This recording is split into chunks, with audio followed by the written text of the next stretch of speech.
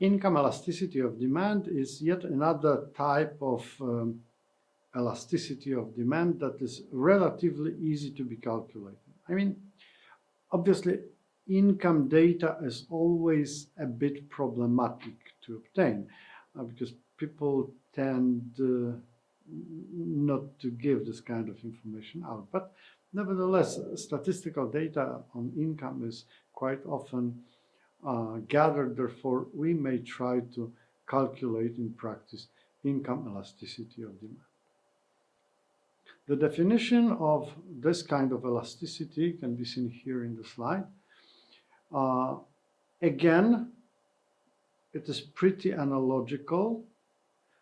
Especially, it is pretty analogical to cross-elasticity of demand because, again, there is demand here instead of quantity demanded. Why is that? Well, because like in the case of cross-elasticity of demand, we had the price of some other good. Now we have consumer's income I. All other elements of this definition are pretty the same. The mathematical side is also 100% analogical. What is important, what is interesting about income elasticity of demand is its meaning. So, income elasticity of demand allows you to define the character of the good that you analyze. So unlike the cross-elasticity of demand that takes into account two goods, income elasticity of demand actually sheds some light on one good, the one that you analyze. The value of income elasticity of demand can be either positive or negative. It could be, of course, zero as well. The interpretation is, again, quite the same, meaning when it's positive, like 3, for instance, then you say if the income of consumers goes up by 1%, then demand for the analyzed good would grow by 3%. If it's negative, the interpretation would be analogical, meaning if the income goes up by 1%, demand for the analyzed good would decline, would decrease by a given number of percent. So that's easy. When it comes to the meaning of income elasticity of demand, we need to differentiate between actually 3 different types of goods. And this differentiation comes from 2 thresholds. The first threshold is like 0. So we could divide goods into 2 different categories based on the question whether their income elasticity of demand is bigger than 0 or smaller than 0. If income elasticity of demand is negative, then we call such goods inferior goods. They are inferior, which means that we buy them mostly due to the fact that we cannot afford any better substitutes. So there are goods that are better and we could buy them and we would get more utility from buying those better goods, but we simply cannot afford them too much. So for instance, if you come to the university by bus and you don't like it, well, if you had more money, if your income was bigger, you could use Uber or a normal regular taxi, right? For inferior goods, it is important to remember that when income goes up, the demand for such goods would decrease. So, for instance, when we have a period of prolonged economic growth and generally the income of the society is growing, that is bad news for all the producers of inferior goods, because people are quite likely to neglect those goods and turn towards better substitutes. Other goods, those that are characterized by positive income elasticity of demand, are called normal goods. Normal goods are characterized by this idea that if your income goes up, you tend to buy more of those goods. And that applies really to a wide variety of goods. Sometimes this change in your purchasing pattern is very visible even to you. So you get more money, like you get a better job, and you visit restaurants significantly more often, and you see that. But in many cases, normal goods manifest themselves in the way that you don't notice. Normal good probably is bread. If you earn more, you buy more bread. You do not realize that usually for two reasons. First of all, you do not think that the quantity of bread you buy depends on your income, because bread is not very expensive.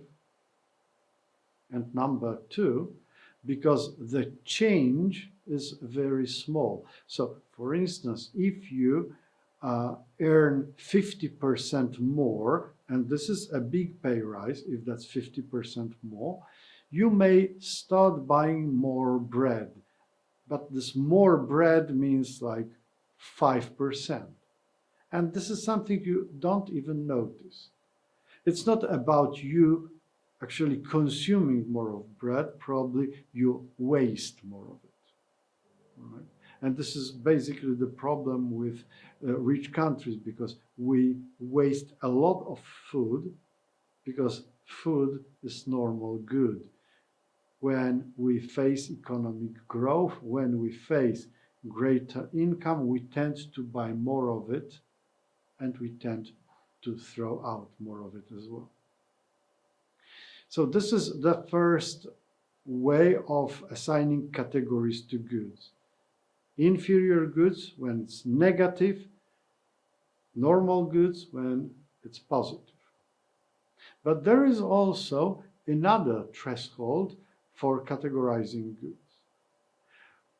This threshold goes at 1. So we would divide goods into two groups, those that are characterized by income elasticity of demand, bigger than 1 and smaller than 1.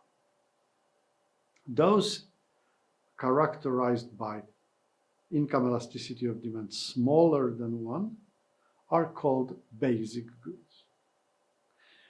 And you can already see that those basic goods actually include two types of goods. Inferior goods are always basic, because if basic goods are characterized by income elasticity smaller than 1, then all inferior goods, smaller than 0, certainly match this category. So any good that is inferior is basic by definition. But there are also some goods that are normal, positive income elasticity of demand. They are normal, but still they are basic. So they have positive income elasticity of demand, but smaller than 1. And bread and this type of goods usually belong to this group. They are not inferior, they are basic normal. How about goods that have income elasticity greater than 1? Well, we call them luxury goods. And these are the goods for which we say demand for them grows faster than income. So this is the situation of eating in the restaurants, right? If you get a pay rise of 50% and you start visiting restaurants twice as often, that is a clear signal that going to the restaurant is a luxury good for you, because your income goes up by 50%, and you go twice as often, which means you increase the frequency of going there by 100%. 100% divided by 50%, that's 2. So income elasticity of your visits to restaurant is 2. That's more than 1, so this is a luxury good. Obviously, all luxury goods are normal goods by definition, right? So we can finish with 3 different categories of goods, right? Inferior goods with income elasticity below 0, basic normal from 0 to 1, and luxury above 1. Once we define luxury goods as those that are characterized by income elasticity of demand greater than 1, there comes the question, which goods actually are luxurious goods and which are not? And the answer here is not simple, right? It's my favorite economic answer. It depends. Okay? It depends. It depends on what? First of all, it depends on income. As we may clearly see, going to the restaurant may be a luxury thing for people with low or medium income, but it would be probably basic normal good for those who are really rich. So income has impact here. But there is also another important factor. This is pattern of consumption. To a great extent, it is entirely up to you what kind of things you believe to be a luxury good and what is basic normal. There is, for instance, the example of books and cigarettes, right? People don't read many books and they say, oh, well, I don't read many books because books are pretty expensive. Well, if you hear this kind of statement from the mouth of someone who's a smoker, then this is doubtful. Because actually, the amount of money he or she spends on cigarettes would be more than enough to buy a number of books every year. So the thing is, they simply believe cigarettes is something basic. I need to have this. And books, well, books are a luxury good. Well, if I had more money, I would have them. But since I don't have more money, I don't have them, right? We could possibly imagine the situation when someone who is a smoker but also a keen reader could say, well, I'd love to smoke, but unfortunately, I don't have enough money for cigarettes because I spent my money on books. Therefore, sorry, this is luxurious good. If I had more money, I would buy cigarettes, I would smoke. I don't have money because I buy books. So this is slightly up to us. In some cases, the patterns of consumption is simply dependent on our priorities, our values that we have. And the concluding part to this lecture, as promised, I want to get back again to the problem of elasticities of various functions. You can remember the slide I showed you last time with elasticity of linear function and the problem that we had here, right? Linear function, generally speaking, very simple, easy to draw, easy to calculate, quite complicated when it comes to the problem of elasticity. And we did all the mathematics and we know that, well, there is nothing really what we could do about it, okay?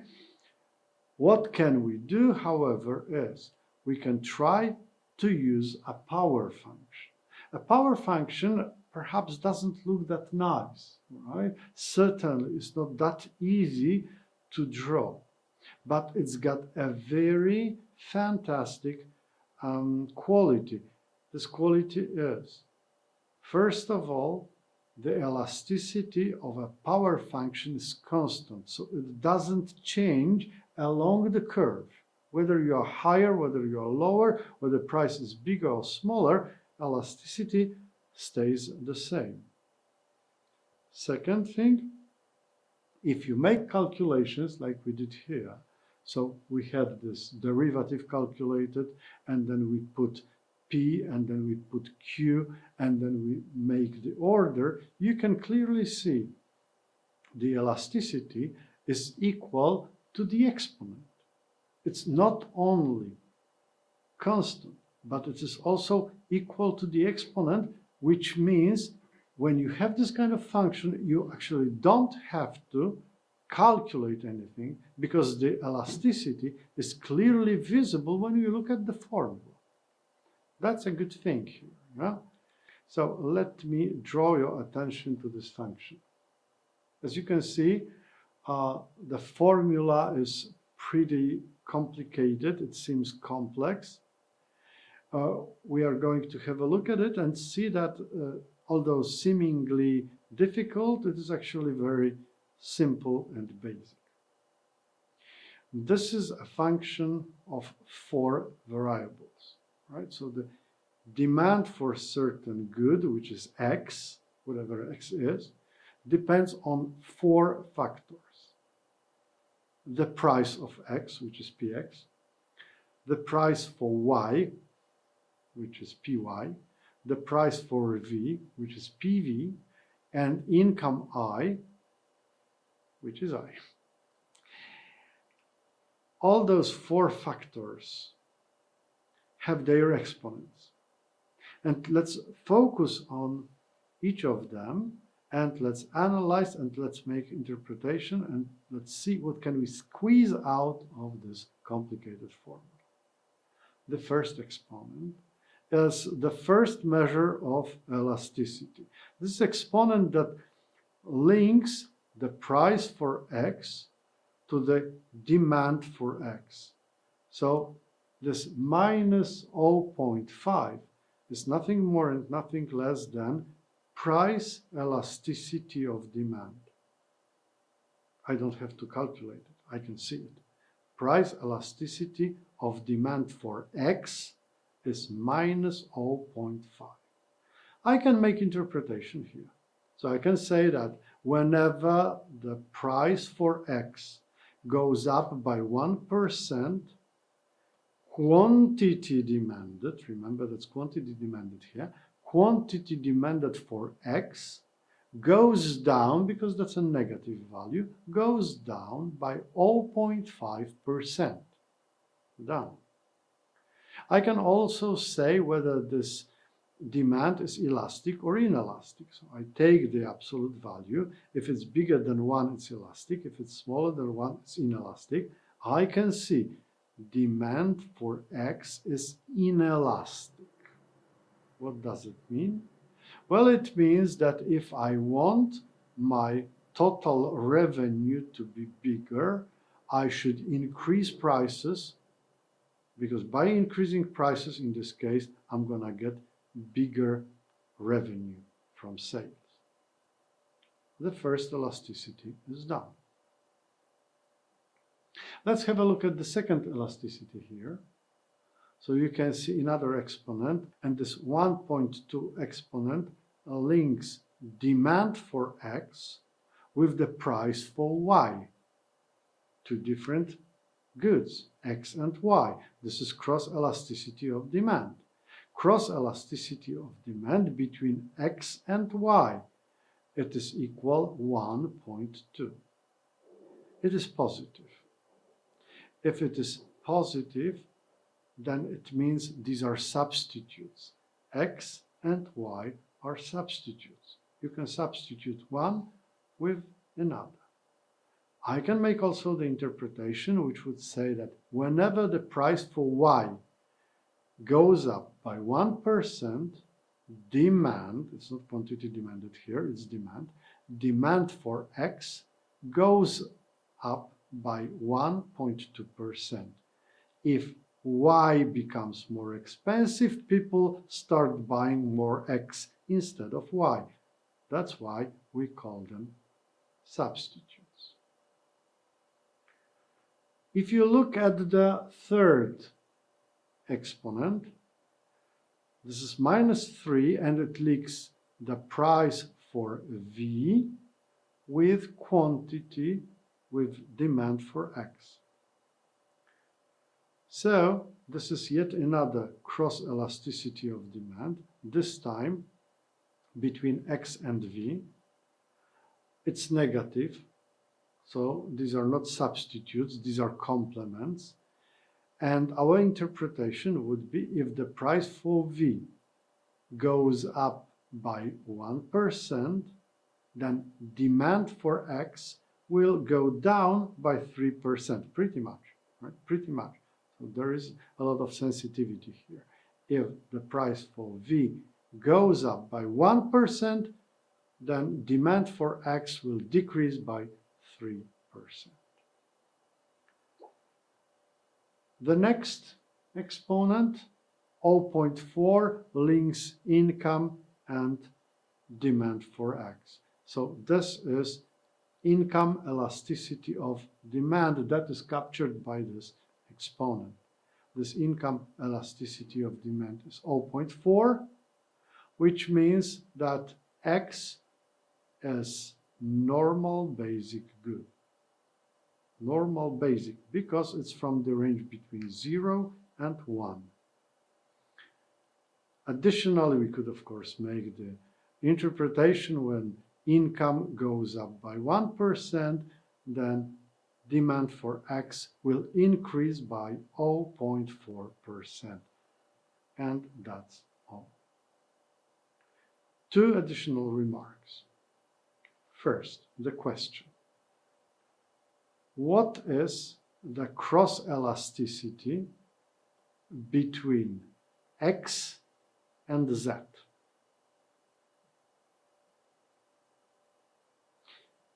Now you're looking at me and you say, this is a kind of question you can't answer because there is no Z here.